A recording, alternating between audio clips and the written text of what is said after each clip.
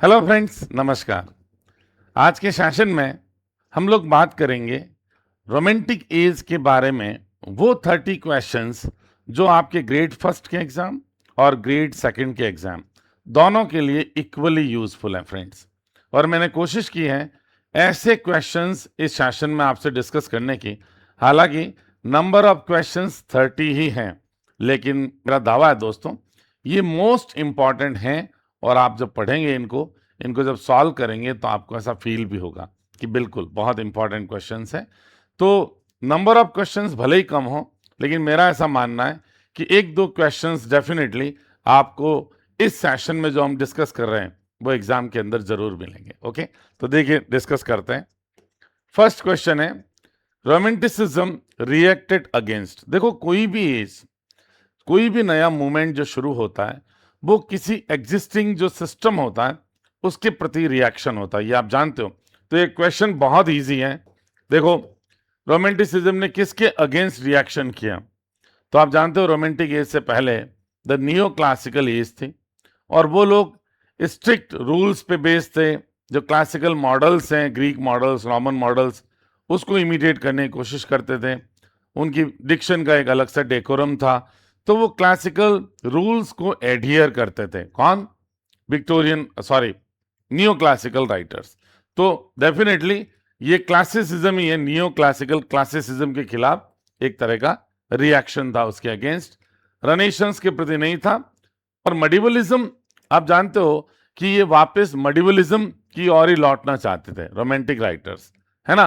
तो ये तो उनके फेवर में था। और मॉडर्निज्म बिल्कुल नहीं है, मॉडर्निज्म तो उसके बाद आया था। तो मॉडर्निज्म के प्रति कैसे रिएक्शन होगा? वो तो रोमांटिक एज या इवन द विक्टोरियन एज के बाद आया था। ओके, अगला देखिए, which romantic poet is associated with supernatural elements.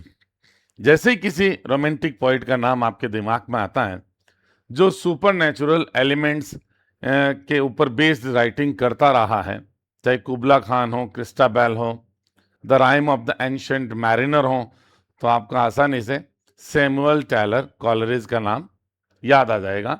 ये पहला ही नाम है, विलियम वर्ड्सवर्थ नहीं। सुपरनैचुरल एलिमेंट्स कम यूज करते थे। जॉन कीट्स हेलेनिज्म से प्रभावित थे।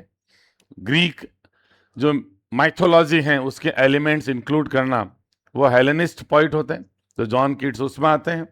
विलियम ब्लैक भी नहीं है। Correct answer Samuel Taylor Coleridge रहेगा इसका। उसके बाद देखिए, which romantic poet wrote the tiger. तो याद रखवाने के लिए आपको कह रहा हूं कि टाइगर का जेन्युइन कलर क्या होता है? येलो हो सकता है, ब्राउन हो सकता है। आप याद रखना ये काला टाइगर था, विलियम ब्लैक। इनकी रचना है द टाइगर, काफी पॉपुलर रचना है और बहुत इंपॉर्टेंट क्वेश्चन मैं इसको मानता हूं। ओके, आगे बढ़ते हैं। विच of the following is not a work of John Keats. इसका मतलब 3 ऐसे वर्क हमें दिए गए हैं जो जॉन कीट्स के हैं। देखिए, एंडीमियन उनका बहुत पॉपुलर एक पोइम है। 4000, लगभग 4000 के आसपास उसमें लाइन है, 4 बुक्स में चलती है। एक तरह से बहुत बड़ा एपिक पोइम है एंडीमियन। हाइपेरियन भी है। द प्रिल्यूड आप जानते हो वर्ड्सवर्थ की है ना। तो ये हो गया। Odd on A Grecian earn बिल्कुल है, जॉन कीट्स की ही है। कीट्स के बारे में पूछा है तो द प्रिल्यूड जो है वो वर्ड्सवर्थ की है, इनकी नहीं है। ओके, उसके बाद which romantic poet is associated with negative capability. बहुत इंपॉर्टेंट क्वेश्चन है, very important question. Negative capability से एसोसिएटेड थे जॉन कीट्स। ये नेगेटिव कैपेबिलिटी होती क्या है कि ऐसी कुछ मिस्ट्रीज हैं जिनको आप रीजन के माध्यम से जिन पर आप कंक्लूजन नहीं निकाल सकते। तो ऐसी अनेक मिस्ट्रीज हैं, या यूं कह दीजिए आप, ऐसी अनेक सारी आप कह सकते हो एम्बिग्विटीज हैं, है ना। वैचारिक कह दो, स्पिरिचुअल कह दो, जिन पे आप कोई रीजन अप्लाई करके आप कंक्लूजन पे पहुंचने की कोशिश नहीं करते। इनका मानना था जॉन कीट्स का कि कई बार मिस्ट्री में वांडर करना भी बहुत इंपॉर्टेंट होता है, बहुत ही सुहावनी चीज होती है, प्लेजेंट होता है। तो नेगेटिव कैपेबिलिटी उस कैरेक्टरिस्टिक को कहते हैं जिसमें एक पॉइंट किसी कंक्लूजन पे जाने की कोशिश नहीं करता। अगर मिस्ट्री है तो मिस्ट्री में ही वो विचरण करता रहता है ना, वो उनको कोई सॉर्ट आउट करना, उनके पीछे कोई लॉजिकल रीजन ढूंढना, है ना, ऐसी कोशिश नहीं करता, वो नेगेटिव कैपेबिलिटी है। तो करेक्ट आंसर, जॉन कीट्स ने ही ये टर्म कॉइन किया था, नेगेटिव कैपेबिलिटी। ओके, आगे बढ़ते हैं। देखिए, which romantic poet is associated with the idea of sublime. बहुत इंपॉर्टेंट क्वेश्चन है। नेचर में आइडिया ऑफ सब्लाइम वर्ड्सवर्थ का था। सब्लाइम मीन्स ग्रैंड, एवरीथिंग बहुत भव्य, दिव्यता जिसमें हो, ग्रैंड, सब्लाइम, वो विलियम वर्ड्सवर्थ का आइडिया था। ये एसोसिएटेड है सब्लाइम के आइडिया से, स्पेशली नेचर में। विच रोमांटिक पोएट बिलीव्ड कि poetry is the spontaneous overflow of powerful feelings या इमोशंस रिकलेक्टेड इन ट्रैंक्विलिटी। इसमें बिलीव करते थे वर्ड्सवर्थ। वर्ड्सवर्थ के लिए क्या है? Poetry is a spontaneous overflow of powerful feelings या इमोशंस रिकलेक्टेड इन ट्रैंक्विलिटी। ये बहुत इंपॉर्टेंट लाइन है, ये उनकी पोइट्री की फिलॉसफी को दर्शाता है। तो विलियम वर्ड्सवर्थ इसका करेक्ट आंसर होगा। नेक्स्ट देखिए, which romantic poet is associated with Hellenism. Hellenism से जुड़े हेलेनिस्टिक पोएट जो है, हेलेनिस्ट पोएट हैं, वो हैं जॉन कीट्स। अब ये हेलेनिज्म होता क्या है? ग्रीक एलिमेंट्स जब पोइट्री में डालते हैं, ग्रीक मिथोलॉजी के, तो वो पोइट मानते हैं कि हेलेनिस्ट पोइट है। करेक्ट आंसर इसमें जॉन कीट्स हो जाएगा। उसके बाद the publication of the lyrical ballads in 1798 is considered the beginning of.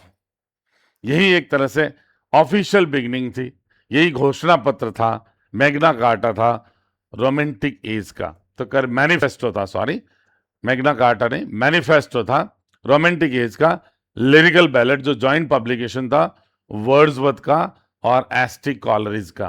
तो कहाँ गया भाई? रोमांटिक पोएट का ये क्या था? एक तरह से मैनिफेस्टो था। Which poet is associated with the phrase emotions recollected in tranquility? अभी थोड़ी देर पहले बात की थी कि वर्ड्सवर्थ के लिए पोइट्री क्या था? A spontaneous overflow of powerful feelings या emotions recollected in tranquility. William Wordsworth, no doubt. Okay, आगे बढ़ते हैं। Which poem mourns the death of John Keats? Very important question. कौन सी पोइम है जो जॉन कीट्स की जो यंग डेथ हो गई थी 25 ईयर्स की एज में ट्यूबरक्लोसिस से, उसको मौन करती है? तो पीबी शैली ने लिखी है और पोइम का नाम है एडोनिस। एडोनिस ये उनकी सबसे पॉपुलर पैस्टोरल एलेजी है, एडोनिस।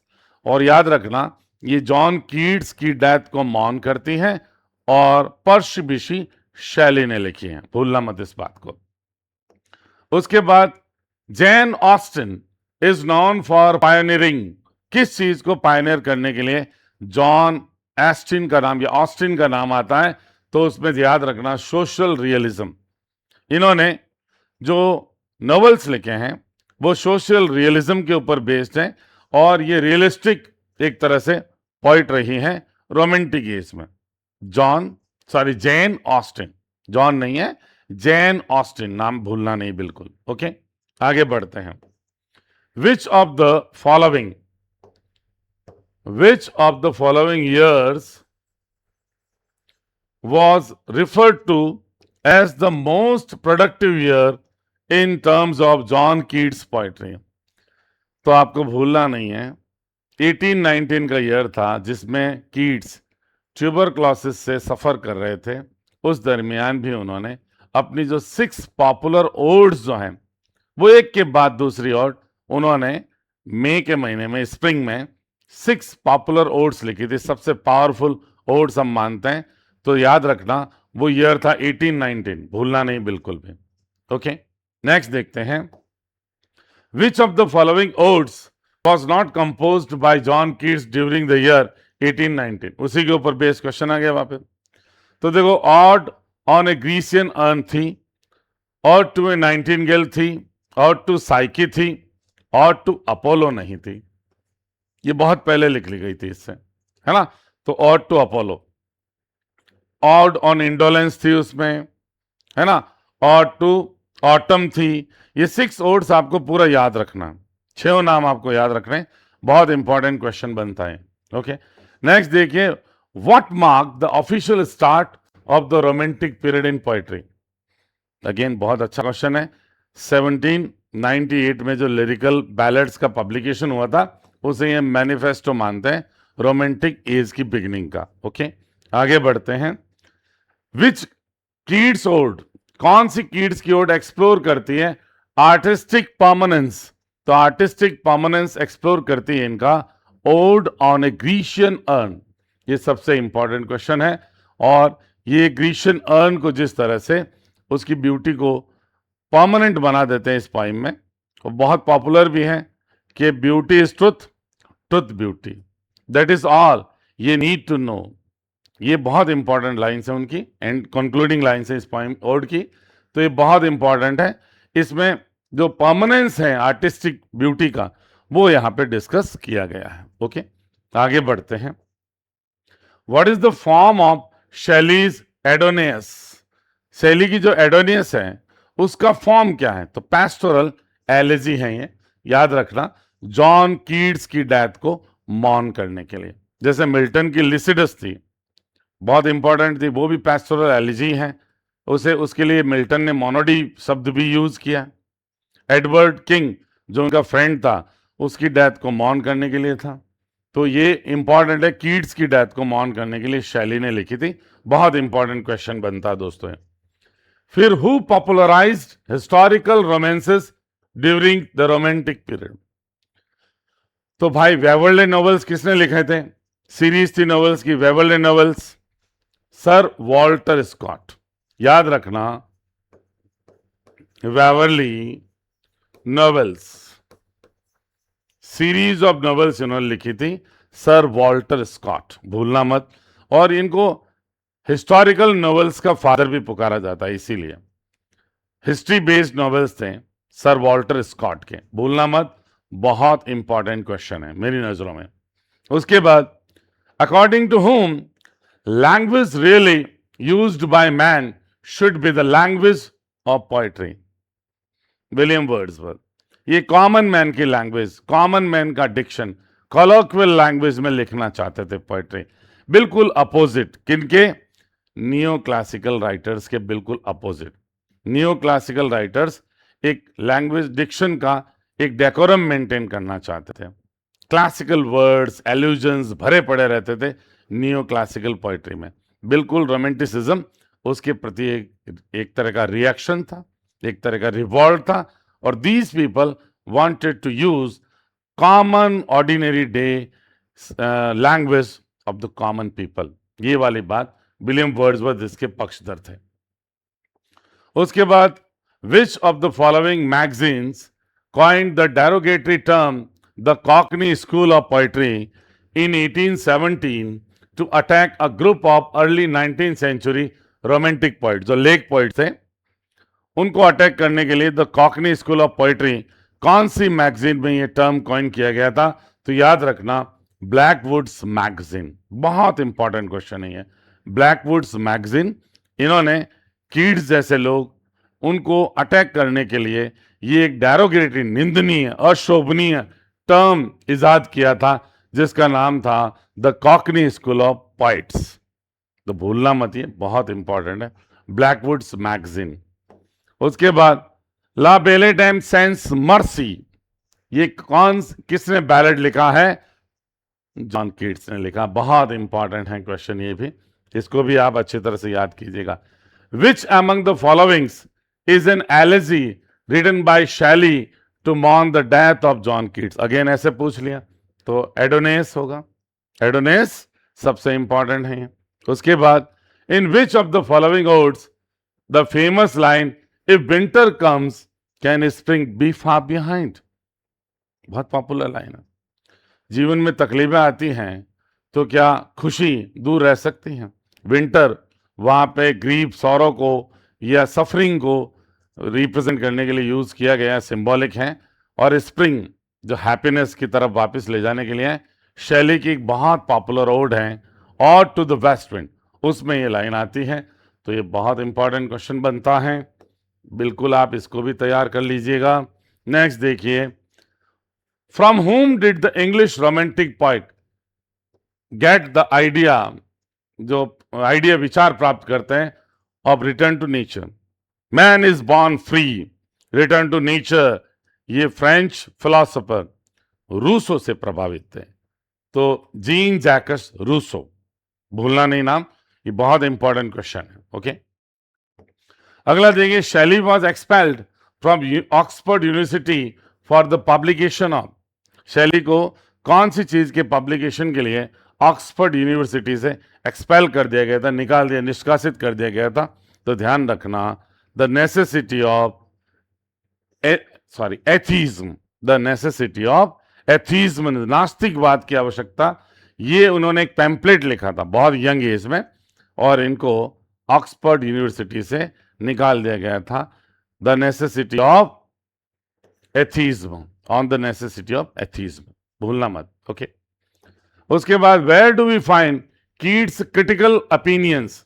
कीट्स की जो क्रिटिकल ओपिनियंस है वो हमें कहाँ मिलती हैं, मतलब कौन सा ऐसा राइटिंग का उनका पीस रहा है जिनमें हमें उनको नेगेटिव कैपेबिलिटी जैसी बातें, ये जो उनकी क्रिटिसिज्म वाली बातें थी पोइट्री पे, ये कहाँ मिलती हैं? तो याद रखना, उन्होंने जो कॉरेस्पॉन्डेंस किया था, पत्र व्यवहार किया था अपने फैमिली मेंबर के साथ, ब्रदर्स के साथ या सिस्टर्स के साथ या अन्य कोई रिश्तेदारों के साथ, उन लेटर्स में मिलता है। तो इन इज लेटर्स करेक्ट आंसर हो जाएगा। कॉरेस्पॉन्डेंस भी आ सकता है। ओके, अगला देखिए, who is termed as the harbinger of nature, worshipper of nature, harbinger of nature, ये सारी चीजें वर्ड्सवर्थ के लिए एप्लीकेबल हैं। विलियम वर्ड्सवर्थ इसका करेक्ट आंसर होगा। अगला देखिए, how many stages are mentioned in the development of Wordsworth love for nature. Wordsworth का जो लव फॉर नेचर था उसके डेवलपमेंट की कितनी स्टेजेस हैं? तो याद रखना 3 स्टेजेस। पहला अर्ली चाइल्डहुड है, उसके बाद में यूथ है, लड़कपन, बॉयहुड, और बाद में जब वो मेच्योर हो गए थे तो उसमें नेचर को वो अलग तरीके से इंटरप्रिटेट करते थे। नेचर उनके लिए सोर्स ऑफ इंस्पिरेशन बन चुका था, एक नर्स, एक गाइड, ये बन चुका था नेचर उनके लिए, गार्डियन बन चुका था। तो याद रखना 3 स्टेजेस में वो नेचर को इंटरप्रिटेट करते हैं। 3 स्टेजेस यहाँ करेक्ट आंसर होगा। उसके बाद देखो, how do we classify Shelley's Prometheus Unbound, किस जॉनरा में जाता है प्रोमेथियस अनबाउंड? तो याद रखना, ये ड्रामा है, तो लिरिकल ड्रामा है। ड्रामा इन वर्ड्स कह दो, लिरिकल ड्रामा कह दो, एक ही बात है। इंपॉर्टेंट क्वेश्चन ये भी। और नेक्स्ट है, who wrote the famous preface to lyrical ballads. अब राइटर्स तो 2 हैं, एस.टी. कॉलरिज और विलियम वर्ड्सवर्थ, उसका प्रीफेस किसने लिखा? तो करेक्ट आंसर होगा विलियम वर्ड्सवर्थ। ये भी बहुत इंपॉर्टेंट क्वेश्चन है। देखो, हम बेसिक बातें तो याद कर लेते हैं, लेकिन थोड़ा सा टेक्निकल बात यह है कि जो आपका लिरिकल बैलेड्स का प्रीफेस है वो वर्ड्सवर्थ ने लिखा। ज्यादातर पॉइंट भी वर्ड्सवर्थ की है, एस.टी. कॉलरिज का कंट्रीब्यूशन बहुत कम है, ठीक है ना, द प्रिल्यूड में, सॉरी द लिरिकल बैलेड्स में। तो ये आपके 30 इंपॉर्टेंट क्वेश्चंस थे। इनकी पीडीएफ हमारा जो टेलीग्राम वाला चैनल है उसमें आपको मिल जाएगा। तो आपको अगर पीडीएफ डाउनलोड करनी है तो हमारे जो टेलीग्राम चैनल को सब्सक्राइब करके उससे आप डाउनलोड कर सकते हैं। और ये सारे कोर्सेज आपको बहुत नॉमिनल प्राइस पे हमारे एकेडमिक इंग्लिश जोन के प्लेटफॉर्म पे अवेलेबल हैं। अगर आपने अभी तक गूगल प्ले स्टोर से हमारा ऐप इंस्टॉल नहीं किया है तो प्लीज़ कर लीजिएगा। Is that clear guys? Thank you so much.